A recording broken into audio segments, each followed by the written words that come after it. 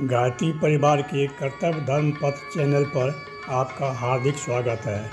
आज मन की शक्ति के चमत्कार पर आधारित प्रसंग आप लोगों के सामने प्रस्तुत करने जा रहे हैं। इस प्रसंग के बाद आगे कोई नियमित रूप से रविवार को चमत्कारी प्रसंग नहीं आएगा। इसे पोस्टपोन किया जा रहा है किसी कारणवश। परम पूज्य गुरुदेव पंडित श्री राम शर्मा आचार्य जी के चमत्कारी प्रसंग भाग 45 प्रस्तुत है।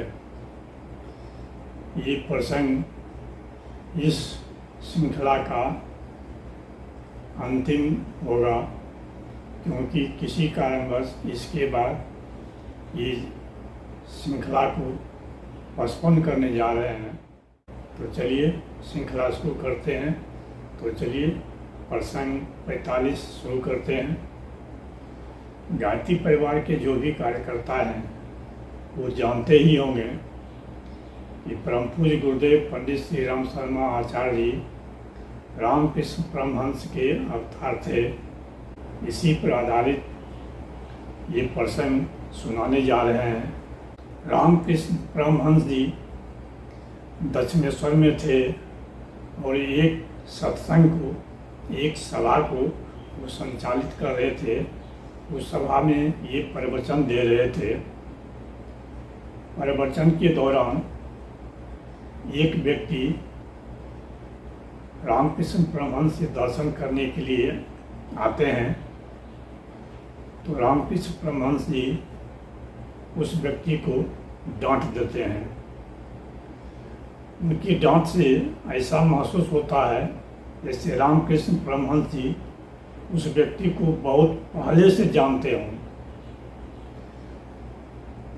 परमहंस जी कहते हैं, तुम अपने घर में पत्नी को मार के आया है, पीट के आया है और यहाँ प्रवचन सुनने के लिए आया है।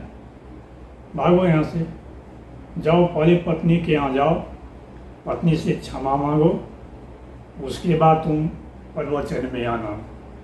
वो व्यक्ति परमहंस जी की बात सुनकर अपने घर की ओर चला जाता है। वो रास्ते भर सोचता है, ये तो साधु महात्मा पहुँचे हुए आदमी हैं, उनको कैसे पता चल गया कि हम पत्नी को पीट कर आए हैं। इसका मतलब है ये संत जो कह रहे हैं कि पत्नी से क्षमा मांग लो, वो सही है, इसलिए हम पत्नी से क्षमा मांग ही लेंगे। वो तो घर चला जाता है। इधर सत्संग में, प्रवचन में जो श्रोता था उसके बीच कानाफूसी शुरू हो जाता है कि पहुँचे हुए महात्मा हैं, ये कैसे जान गए वो व्यक्ति अपने घर में पत्नी को पीट कर आया है।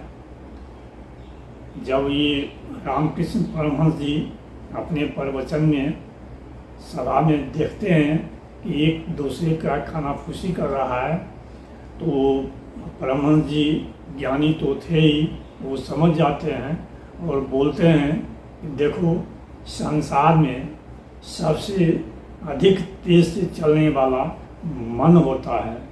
मन को यदि बस में कर लिया जाए, कंट्रोल में कर लिया जाए, तो कोई भी चीज़ असंभव नहीं है।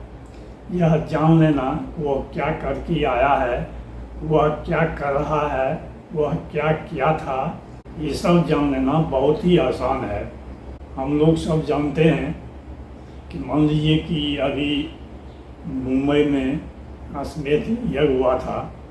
जो परिजन वहाँ गए होंगे वो अभी याद करें कि आप कैसे गए, वहाँ क्या क्या किए, कब हवन किए, कितनी बार हवन किए, तो आप तुरंत वहाँ पहुँच जाएंगे। आपका मन जो है तुरंत मुंबई अश्वमेध यज्ञ में खार घर में पहुँच जाएगा और आप क्या क्या किए हैं वो सब देखने लगिएगा। इसका मतलब है कि मन बहुत तेज़ी से चलता है। ये जितना तेज़ से चलता है, इतना तेज़ से कोई भी चीज़ नहीं चलता है। तो मन को कंट्रोल करना, बस में करना सबके बस की बात नहीं है। एक और घटना बताते हैं कि आदमी मन को बस में कर ले तो क्या नहीं कर सकता है। पूरे भारतवर्ष में अभियंता दिवस जिस व्यक्ति के जन्मदिन के अवसर पर मनाया जाता है, विश्वेश्वरैया जी एक इंजीनियर थे और ट्रेन से यात्रा कर रहे थे। हम एकाएक ट्रेन में जो जंजीर होता है वो जंजीर को खींच लेते हैं, ट्रेन रुक जाती है। ये अंग्रेज के ज़माना की बात है। अंग्रेज उनको घेर लेता है, आपने चेन खींचा है, आपको दंडित किया जाएगा। तो इंजीनियर से बताते हैं, देखो यदि हम चेन नहीं खींचते तो इस गाड़ी का एक्सीडेंट हो जाता है, पटरी कहीं न कहीं कुछ दूरी पर टूटा है। और अपना परिचय देते हैं कि हम इंजीनियर हैं। तब अंग्रेज लोग गाड़ी का जो ड्राइवर और गार्ड था वो पटरी पर कुछ दूर आगे बढ़ता है तो सही पाता है कि पटरी टूटा हुआ है। तो देखिए कैसे वो इंजीनियर साहब ये पता कर लेते हैं गाड़ी के चाल से कि पटरी आगे टूटी हुई है। इसलिए कहा गया है अगर मन को कंट्रोल में कर लिया जाए, बस में कर लिया जाए तो उसके लिए कुछ भी संभव है। हर चीज़ को जान लेना उसके बस की बात हो जाती है। तो चलिए वीडियो के अंत तक बने रहने के लिए धन्यवाद। आज बस इतना ही। ओम शांति, ओम शांति, ओम शांति।